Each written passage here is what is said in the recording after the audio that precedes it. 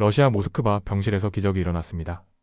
한 여성이 산소 마스크를 쓴 채로 조용히 누워 있었고 그녀의 귓가에서는 한국 노래가 잔잔하게 흘러나오고 있었습니다. 그 노래를 듣던 병실의 모든 환자들은 하나둘씩 눈물을 흘리기 시작했습니다.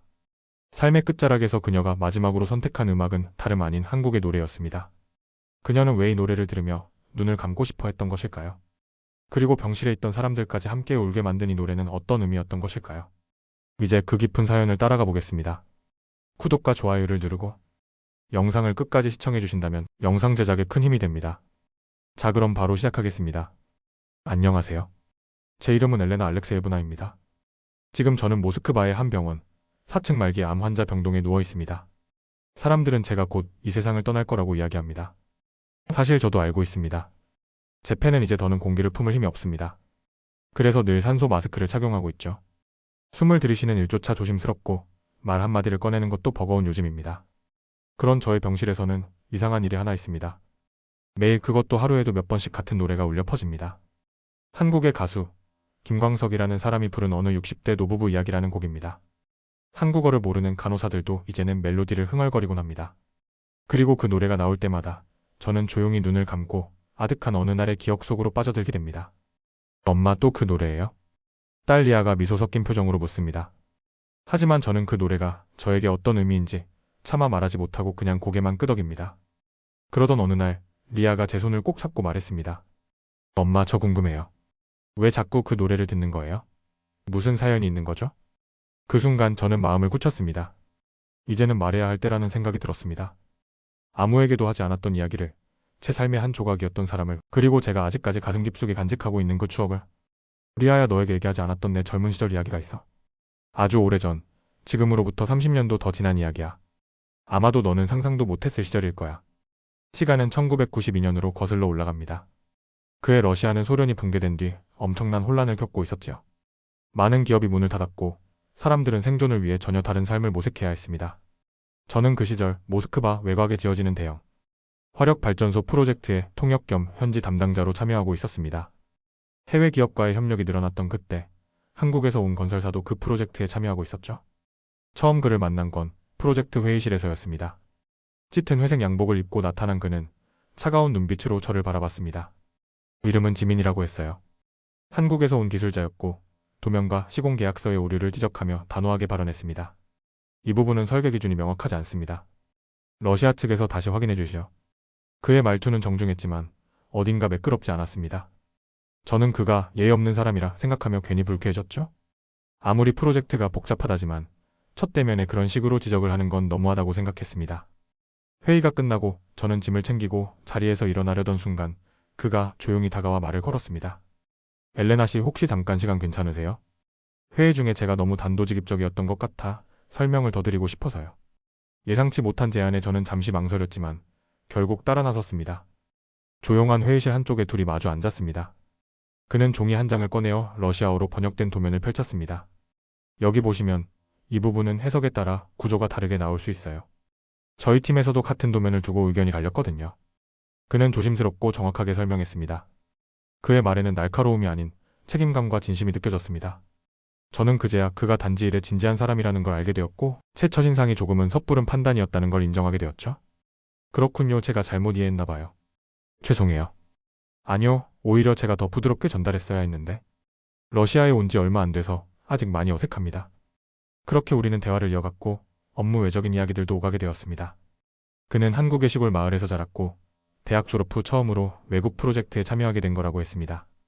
가족과 떨어져 지내는 것이 외롭지만 이곳에서의 경험이 그의 인생을 바꿀 거라고 말하더군요. 며칠 뒤 작은 사건이 하나 있었습니다. 발전소 인근의 도로가 얼어붙는 바람에 장비 운반 트럭이 지연되었고 그 탓에 모든 일정이 꼬이게 되었죠. 새벽부터 움직여야 하는 상황에서 직원들은 모두 피곤해 지쳐 있었습니다. 그런데 그때 지민 씨가 직원들을 위해 따뜻한 차와 간단한 간식을 챙겨온 겁니다. 러시아식 허브차에 한국에서 가져온 작은 과자까지. 이런 거라도 드시면서 조금만 힘내세요. 그의 이런 배려에 사람들은 놀랐고 저 역시도 그가 단지 기술자 이상의 사람이라는 걸 느꼈습니다. 그날 이후 그의 존재가 제 마음속에서 조금씩 더 커져갔죠. 그리고 또 한 번 저를 놀라게 한 일이 있었습니다. 회의 자료 번역을 밤새 준비하다가 실수로 엉뚱한 파일을 보낸 일이 있었는데요. 다음날 아침 얼굴이 하얗게 질린 저에게 지민 씨가 조용히 다가왔습니다. 괜찮아요. 어젯밤에 제가 자료 검토하다가 이상해서 원본 요청했어요. 이미 수정했으니까 걱정 마세요. 그는 단 한마디의 질책도 없이 저를 도와줬고 대신 저보다 먼저 제 실수를 감쌌습니다. 그 순간 저는 이 사람을 믿을 수 있는 사람이라 확신하게 되었습니다. 그날 이후 저는 그를 자주 떠올리게 되었습니다. 회의 일정이 다가올수록 괜히 기대하게 되었고 그와 마주칠 생각에 마음이 들뜨기도 했죠. 저는 서서히 하지만 확실하게 지민이라는 사람에게 마음을 열고 있었습니다. 지금 생각해보면 그 시작이 어쩌면 제 인생에서 가장 조용하고 따뜻한 봄날이었을지도 모릅니다. 그리고 그 봄날의 기억이 지금 이 병실에서 흐르는 한국 노래와 함께 제 안에서 살아나고 있습니다. 리아가 제 눈을 바라보며 조용히 말합니다. 그 사람 엄마의 첫사랑이에요. 저는 말없이 고개를 끄덕였습니다. 그렇게 저의 이야기는 시작되었습니다. 회의가 끝난 늦은 오후, 회의실 한쪽 구석에서 노트북 정리를 마치려는 찰나 지민 씨가 조용히 제 옆으로 다가왔습니다. 엘레나 씨 혹시 잠깐만요. 이거 한번 들어보시겠어요? 그는 조심스럽게 이어폰 한쪽을 제게 건넸습니다. 낡은 MP3 플레이어에서 재생된 노래는 부드러운 기타 소리와 함께 시작되었고 곧 잔잔한 남성의 목소리가 흘러나왔습니다. 처음 듣는 언어, 낯선 말들. 그러나 멜로디는 따뜻하고 슬프면서도 어딘가 위로를 주었습니다. 음악이 흐르는 동안 저는 무심코 창밖을 바라보다가 눈가가 뜨거워지는 걸 느꼈습니다. 이유를 설명할 수는 없지만 제 안에 오래도록 잠들어 있던 감정들이 그 멜로디에 실려 일어서는 듯했습니다. 무슨 노래예요? 어느 60대 노부부 이야기라는 곡이에요. 저도 이 노래 들으면 괜히 마음이 먹먹해지더라고요. 그는 말끝을 흐리며 고개를 숙였습니다. 그날 이후 저는 매일 그 노래를 다시 듣기 시작했습니다. 출근 준비를 하면서 점심시간의 짧은 휴식 동안 밤늦게 집에 돌아와 홀로 남은 시간에도 의미는 알 수 없었지만 그 선율은 저를 감싸주는 담요 같았습니다. 냉담한 현실과 혼란스러운 사회 속에서 그 노래는 저만의 작은 쉼터가 되어 주었지요. 며칠 후 회의가 늦게 끝난 날이었습니다. 저는 서둘러 업무 정리를 하고 있는데 지민 씨가 종이봉투 하나를 건넸습니다. 늦게까지 수고 많으셨습니다. 러시아는 저녁에 참 춥네요. 따뜻한 거 드세요. 봉투 안에는 김이 모락모락 나는 커피와 직접 만든 듯한 샌드위치가 들어 있었습니다. 그 작은 배려에 저는 뜻밖의 울컥함을 느꼈습니다. 누군가가 저를 위해 이렇게 정성을 담아준 게 참 오랜만이었거든요. 이런 거 꼭 안 챙기셔도 돼요. 알아요. 근데 그냥 챙기고 싶었어요. 그 말이 제 마음을 더 뜨겁게 했습니다. 점점 우리는 일회적인 이야기들도 나누게 되었습니다. 퇴근 후 사무실 앞 벤치에 나란히 앉아 각자의 이야기를 털어놓기 시작했지요. 어느 날 저는 조심스럽게 제 어린 시절에 대해 말했습니다. 어렸을 때 아버지가 많이 무서운 분이셨어요.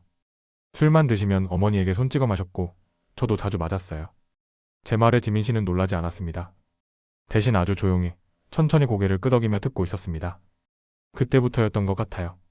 나는 누군가에게 기대면 안 된다고, 늘 혼자 살아야 한다고 믿게 된 게요. 그의 반응은 다정했지만 과하지 않았습니다. 오히려 그런 침묵이 더 큰 위로가 되었죠. 엘레나 씨는 혼자가 아니에요. 적어도 지금 이 순간은. 그 한마디에 제 마음속 깊은 곳에서 무언가가 스르르 녹아내리는 것을 느꼈습니다. 누군가에게 처음으로 안긴다는 게 어떤 기분인지 그때 처음 알게 되었던 것 같습니다. 하루는 프로젝트 일정이 다소 여유롭던 날, 우리는 근처 강가의 작은 레스토랑에 함께 가게 되었습니다. 낡은 나무 의자에 앉아 따뜻한 수프를 나눠 먹고 맥주 한 잔을 마시며 이런저런 이야기를 나눴죠. 저는 그날 처음으로 지민 씨의 웃는 모습을 오래 바라보았습니다. 러시아 맥주 꽤 괜찮은데요. 한국에선 소주가 대세라면서요. 서로의 문화와 음식, 가족과 꿈에 대해 이야기하며 시간 가는 줄 몰랐습니다. 식당을 나설 때는 이미 밤하늘에 별이 떠 있었고 저는 그 순간이 오래도록 기억에 남을 거란 걸 직감했습니다. 어느 날은 일찍 끝난 날이었어요. 지민 씨가 조심스럽게 제게 물었습니다. 산책 잠깐 하실래요?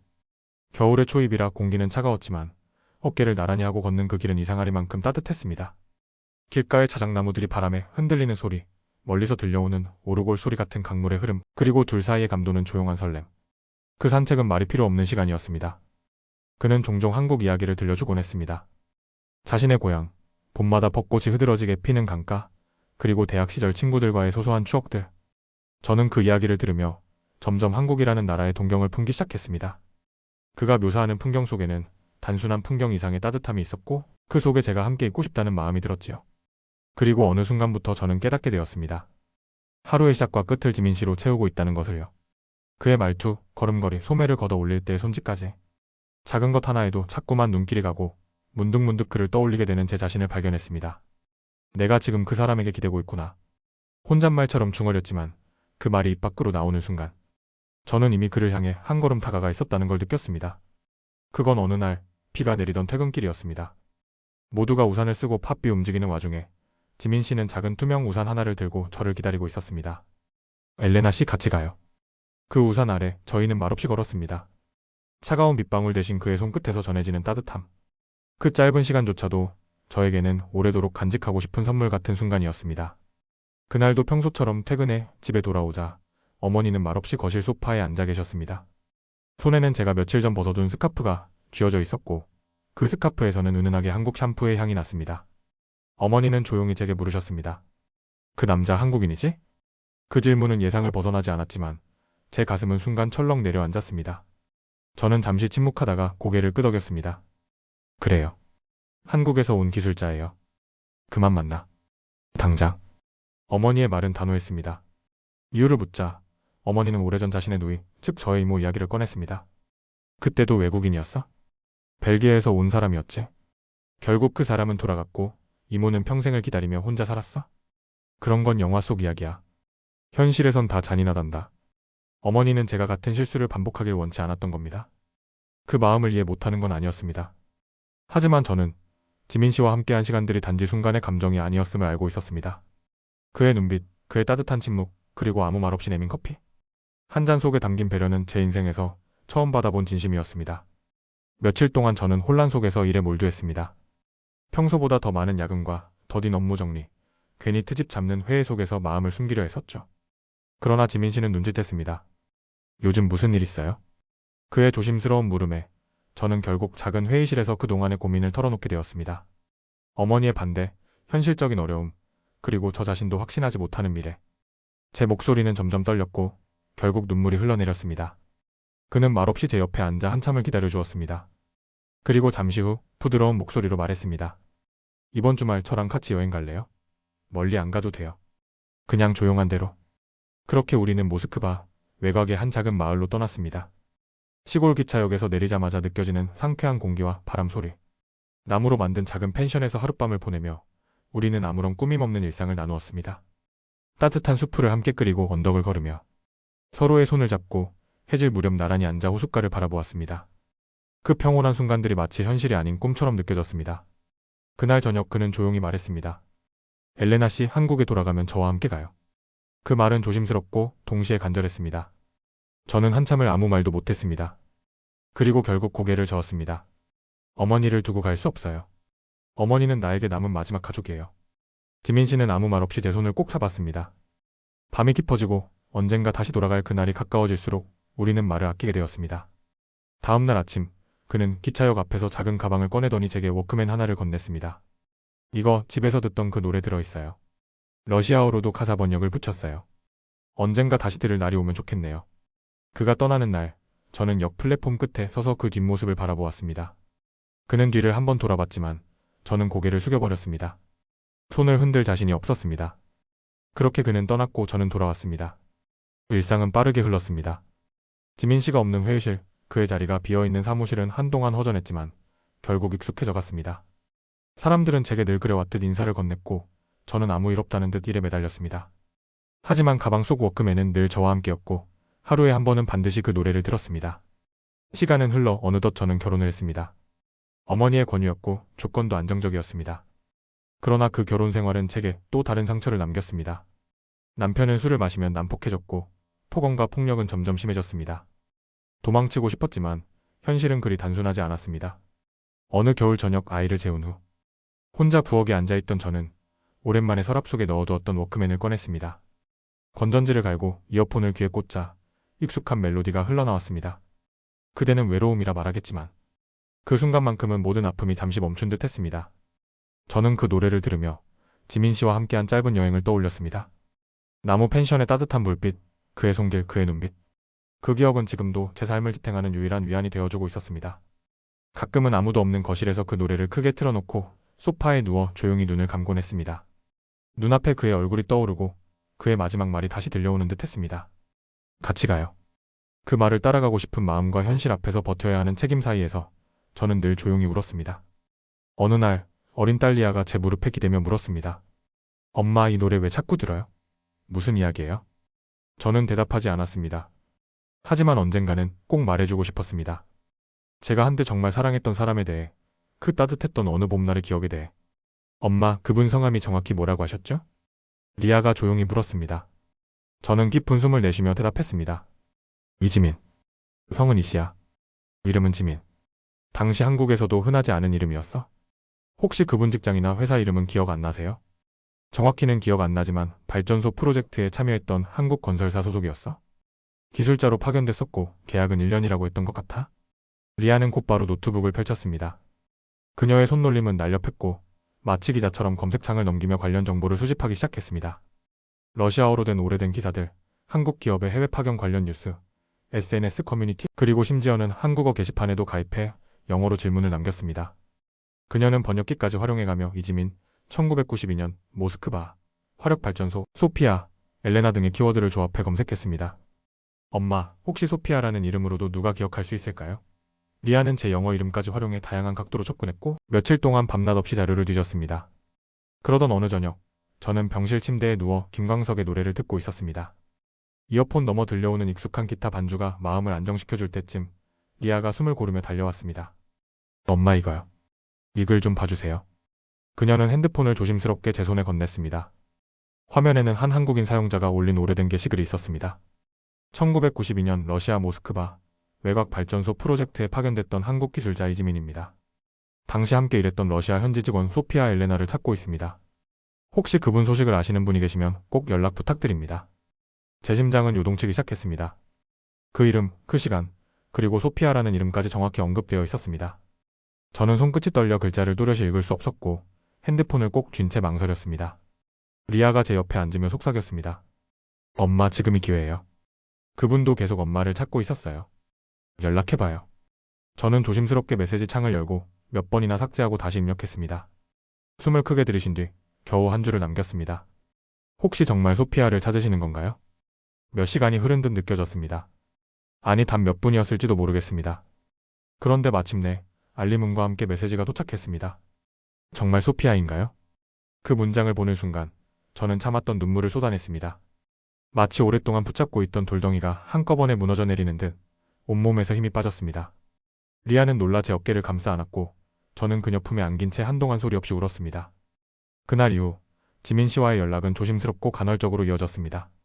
그는 한국으로 복귀하지 않고 몇 년 전 다시 러시아로 건너왔다고 했습니다. 지금은 상트페테르부르크에 있는 외국 기업 자문팀에서 일하고 있으며 틈날 때마다 모스크바를 오가며 저를 찾고 있었다는 말도 전해졌습니다. 혹시라도 너를 다시 만날 수 있을까 봐 모스크바에 남은 인연들에게 계속 물어봤어? 그때 기억으로만 살아가고 있었어. 그의 메시지를 읽을 때마다 제 눈가에는 또다시 눈물이 고였습니다. 하지만 저는 망설였습니다. 리아야, 지금의 나는 그때 그 모습이 아니야. 이렇게 병든 몸으로, 늙은 모습으로 다시 그 사람을 보면 실망하지 않을까. 제 말에 리아는 고개를 저었습니다. 엄마, 그분은 이미 알고 있어요. 지금도 엄마를 찾고 있다는 건 외모나 나이 때문이 아니에요. 그냥 사랑했던 그 사람이라서요. 며칠 후 저는 작은 결심을 하게 되었습니다. 내일 병원 앞 정원에 나가보자. 혹시 그가 온다면 난 거기 있을게. 다음날 오후 휠체어에 몸을 싣고 병원 정원 벤치에 나섰습니다. 늦은 봄에 햇살이 따뜻하게 내리쬐고 있었고 바람은 여전히 차가웠지만 기분 좋게 불었습니다. 저는 목에 흰 스카프를 감고 손에는 낡은 워크맨을 쥐고 있었습니다. 얼마의 시간이 흐른 뒤 한 남자가 정원 입구에 나타났습니다. 그는 천천히 걸어왔고 예전보다 머리는 휘어졌으며 어깨도 조금 더 굽어 있었지만 눈빛만은 여전했습니다. 저는 그를 바로 알아봤습니다. 지민 씨는 말없이 제 앞에 서더니 부드럽게 미소를 지으며 말했습니다. 엘레나, 정말 당신이구나. 그 말 한마디에 저는 주르륵 눈물을 흘렸고 그는 조심스럽게 제 손을 감쌌습니다. 나 매일 이 노래 들었어요. 제가 워크맨을 들어보이자 그는 자신의 가방에서 똑같은 모델의 워크맨을 꺼내 보였습니다. 나도요. 나도 매일 들었어요. 그날 이후 하루도 빠짐없이. 그 벤치 위에서 우리는 아무 말 없이 오랜 세월을 껴안았습니다. 30년이라는 시간은 멀게만 느껴졌지만 그 순간만큼은 눈앞에 있는 서로만이 존재했습니다. 우리는 다시 만나기까지 많은 계절을 돌아왔지만 결국 늦지 않게 마주한 것이었습니다. 지민 씨는 그날 이후 매일같이 병실을 찾아왔습니다.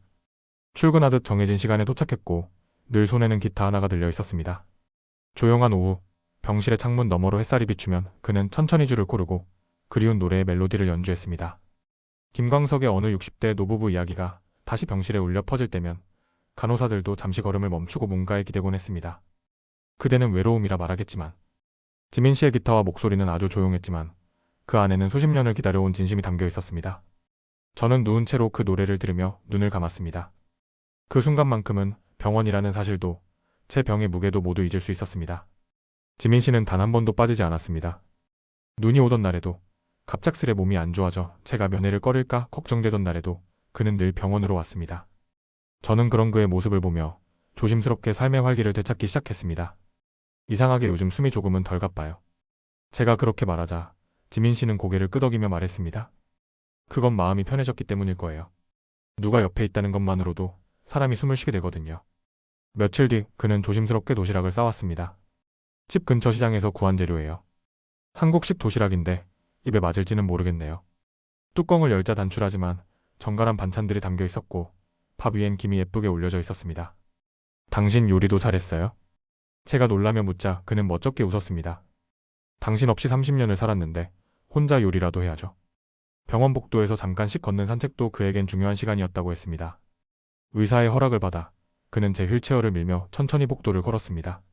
가끔은 병원 옥상 정원에도 올라갔고 햇살 아래서 꽃잎이 바람에 흩날릴 때면 둘은 말없이 하늘만 바라보았습니다.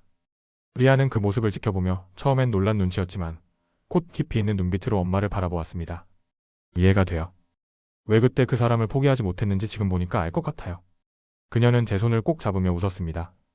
엄마, 사랑은 나이도 조건도 뛰어넘는 거잖아요. 너무 늦은 것도 너무 빠른 것도 없더라고요. 그날 밤, 지민 씨는 간이 침대를 병실 안에 펴고 조용히 눕겠다고 했습니다. 괜찮아요. 간호사분께 허락도 받았어요. 그가 잠든 듯 보였지만 제가 기침으로 깨어나자 곧바로 일어나 제 손을 잡아주었습니다. 괜찮아요. 옆에 있어요. 그 말 한마디가 그렇게 따뜻할 수 있을 줄은 몰랐습니다.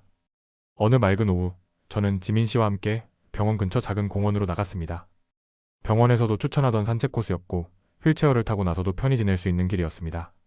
벚꽃은 이미 다졌지만 푸른 잎이 가득한 나무 아래에서 그는 벤치에 앉아 다시 기타를 꺼냈습니다. 오늘은 다른 노래도 한 곡 해볼게요. 당신이 좋아했던 그 곡 기억나요?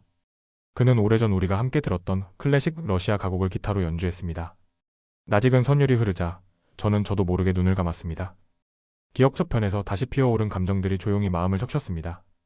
이 봄이 조금만 더 오래 머물렀으면 좋겠어요. 지민 씨는 노래가 끝날 때마다 그렇게 말했습니다. 그 말을 들을 때마다 저는 그가 얼마나 이 시간을 소중히 여기는지 느낄 수 있었습니다. 우리에게 주어진 시간이 얼마 남지 않았다는 걸 알고 있었기에 그는 매 순간을 더 깊고 진하게 살아내려 애쓰고 있었던 겁니다. 어느 날 리아가 두 손 가득 뭔가를 들고 병실에 들어왔습니다. 엄마, 아빠 아니, 지민 씨랑 찍은 사진을 인화해봤어요. 여기 병실에 붙여두면 좋을 것 같아서요. 사진 속에서 우리는 공원 벤치에 나란히 앉아 있었고 제 얼굴엔 아주 평온한 미소가 떠 있었습니다. 예쁘다, 내가 이렇게 웃고 있었구나. 제가 말하자 지민 씨는 손을 내밀어 제 손등을 가볍게 덮었습니다. 지금 당신은 다시 사랑받고 있는 거예요. 그 말이 제 가슴을 깊이 파고들었습니다. 저는 고개를 끄덕이며 작게 속삭였습니다. 그리고 나도 사랑하고 있어요. 그날 밤 병실 조명은 낮게 켜져 있었고 라디오에서 잔잔한 클래식 음악이 흐르고 있었습니다. 지민 씨는 제 옆에 앉아 책을 읽고 있었고 저는 그를 조용히 바라보았습니다. 그의 얼굴, 그의 손, 그리고 주름진 눈가. 모든 것이 따뜻했습니다. 그 순간 저는 마음 깊숙이 깨달았습니다. 지금 이 시간이, 지금 이 계절이 너무도 찬란하다는 것을. 그날 새벽, 병실의 공기는 이전과 다르게 무거웠습니다. 엘레나의 숨소리는 짧고 거칠었고 산소 마스크 없이는 한마디도 꺼내기 어려워졌습니다. 그녀는 간신히 손을 들어 리아를 불렀고 리아는 숨을 고르며 지민에게 전화를 걸었습니다. 몇십 분도 지나지 않아 지민은 병원에 도착했습니다. 병실 문을 열자마자 그는 서둘러 엘레나의 곁으로 달려왔습니다. 그녀의 손은 차가웠고 눈동자는 흐려져 있었지만 그가 누구인지 분명히 알고 있는 눈빛이었습니다. 내가 늦었나요? 그의 목소리는 이미 울음으로 젖어 있었고 떨리는 손으로 엘레나의 손등을 감싸쥐었습니다. 엘레나는 천천히 고개를 저으며 산소 마스크 너머로 말을 꺼냈습니다. 이제 와서 미안해하지 말아요. 지금 곁에 있는 것만으로도 충분해요. 그녀의 목소리는 미약했지만 지민에게는 그 어떤 위로보다 깊게 다가왔습니다. 그는 고개를 끄덕이며 입술을 깨물었습니다. 그 순간만큼은 아무 말도 어떤 약속도 필요하지 않았습니다. 밤이 깊어졌고 병실 안의 불빛은 점점 어두워졌습니다. 지민은 기타를 꺼내지 않았습니다. 대신 조용히 그녀의 이마에 손을 얹고 낮은 목소리로 노래를 불렀습니다. 김광석의 멜로디는 그저 추억이 아닌 엘레나와 지민의 시간 전체를 관통하는 하나의 삶이었습니다. 그대는 외로움이라 말하겠지만 지민의 목소리는 나직하고 떨렸으며 그것만으로도 병실은 가득 찬 듯했습니다. 한쪽에 앉아있던 리아는 말없이 그들을 바라보고 있었습니다. 두 사람 사이에 오가는 말없는 대화, 떨리는 손끝, 그리고 눈빛 하나하나가 얼마나 깊은 사랑인지 이제는 알 것 같았습니다. 그녀는 비로소 이해하게 되었습니다. 어머니가 왜 지민을 평생 가슴에 품고 살았는지, 왜 떠날 수 없었고, 왜 단 한 곡의 노래를 반복해 들었는지를. 시간이 더디게 흐르고 있었습니다. 엘레나는 몇 차례 짧은 숨을 쉬었고 그 사이사이마다 지민은 손을 더욱 꼭 잡아주었습니다. 그녀는 힘겹게 눈을 뜨고 마지막 말을 남겼습니다. 나는 혼자가 아니야. 그 말에 지민은 고개를 끄덕였고 리아는 조용히 눈물을 닦았습니다. 엘레나가 눈을 감은 순간 병실의 공기는 멈춘 듯 조용해졌습니다. 아무도 말하지 않았고 대신 그 침묵을 감싸 안은 것은 김광석의 음악이었습니다.